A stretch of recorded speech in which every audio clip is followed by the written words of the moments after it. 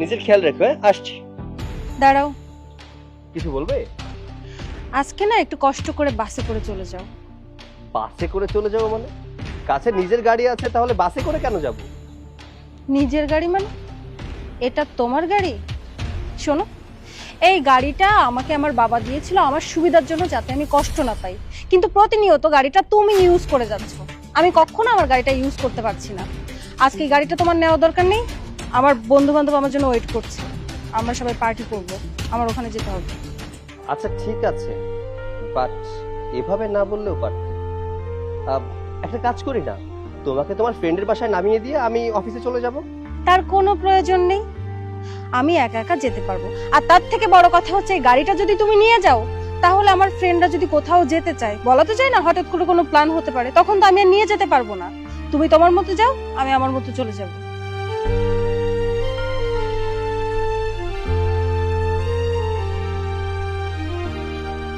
যৌতুকের গাড়ি তা আবার নিজের মনে করে, লজ্জাও লাগে না। ভাই, ফুলতলার বাসটা কখন আসে? এই 15 মিনিট আগেই তো ছেড়ে দিল। কি বলছেন, 15 মিনিট আগে চলে গেছে? হ্যাঁ, কপালটাই খারাপ, এখন কি করবো? আচ্ছা পরবর্তী বাস কয়টায়? আছে 11টার দিকে। 11টা? এখন তো মনে হয় 9:30টার বেশি বাজে। আচ্ছা ঠিক আছে, আমি এখন যাবো কিসে? বাইকে করে যাওয়া যায় কিনা? এই যে ভাই, হ্যালো, ওই আমাকে একটু ফুলতলা পর্যন্ত নামিয়ে দিয়ে আসবেন। ওদিক যাবো না। ভাই আমি টাকা বাড়াই দিব নি, একটু দয়া করে একটু আগাই দিয়ে আসেন। আরে ভাই বললাম তো যাবো না, লিখে দিতে হবে না। আচ্ছা ঠিক আছে।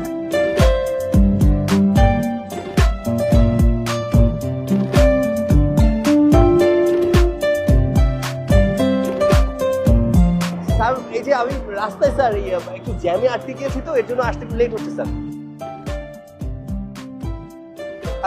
না না স্যার, এমনটা করবেন না স্যার, আমার অনেক ক্ষতি হয়ে যাবে স্যার। স্যার আমি আসছি, কিছুক্ষণের মধ্যে চলে আসবো স্যার। স্যার চাকরিটাও খোয়াবো আমি, ভেঙে ভেঙে যাই, রিক্সায় যাই, রিক্সাও তো দেখতে পাচ্ছি না।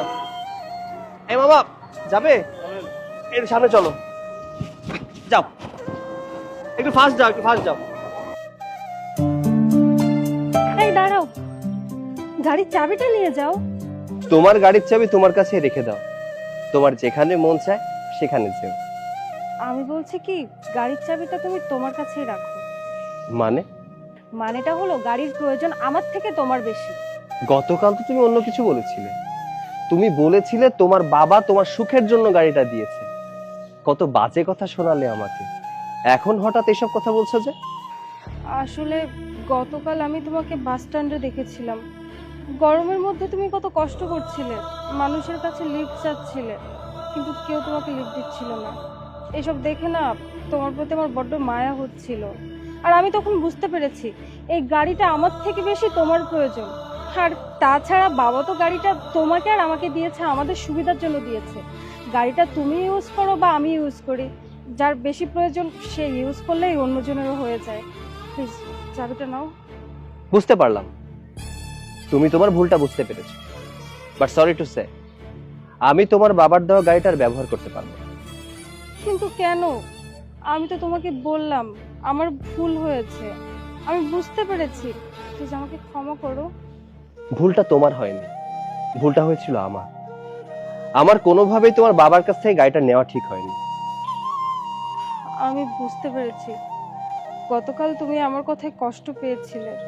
আসলে আমি কষ্ট পাইনি, তবে বিষয়টা আমার আত্মসম্মানে লেগেছে। তোমার বাবার দেওয়া গাড়িটা যদি আমি ব্যবহার না করতাম, তাহলে তুমি এইসব কথা বলার আমাকে সাহস পেতে না। তোমার বাবার দেওয়া যৌতুকের গাড়ি নিয়ে যদি আমি যাতায়াত না করতাম, কখনোই তুমি এইসব কথা বলতে পারতে না। আসলে কি জানো, বউয়ের বাবার দেওয়া কোনো সম্পদ নিয়ে কখনোই বড়াই করতে হয় না, তাহলে বউয়ের কাছে গোলাম হয়ে থাকতে হয়। প্লিজ সৈকত, এভাবে বলো না। আমি সত্যি বলছি, আমি তোমাকে ছোট করার জন্য কিচ্ছু বলিনি, আমি তো শুধু। দেখো মনি, তোমার বাবা তোমার বিয়েতে আমাকে যে গাড়িটা দিয়েছে, এটা শুধুমাত্র তোমার সুখের জন্য দিয়েছে। আমি কখনোই এই গাড়িটা নিতে চাইনি, কারণ ওটা যৌতুকের গাড়ি। আমার বাবা মা কখনো যৌতুক নিয়ে আমাকে শেখায়নি। তোমার বাবা জোর করেছিল বিধায় আমি গাড়িটা নিতে বাধ্য হয়েছিলাম। তোমার বাবা তোমাকে অনেক কষ্ট করে মানুষ করেছে, বড় করেছে, শিক্ষিত বানিয়েছে। অনেক যত্নের মেয়ে তুমি, সেই যত্নের মেয়েটাকে আমার সাথে বিয়ে দিয়েছে, তাও একটা গাড়িও দিয়েছে। গাড়িটা তোমার সুখের জন্য। তোমার সুখটা না হয় তোমার কাছেই রেখো। আল্লাহ যদি কোনোদিন আমাকে তৌফিক দেয় গাড়ি কেনার, তাহলেই গাড়ি চালাবো, এর আগে না। আসছি, আমার অফিসে দেরি হয়ে যাচ্ছে।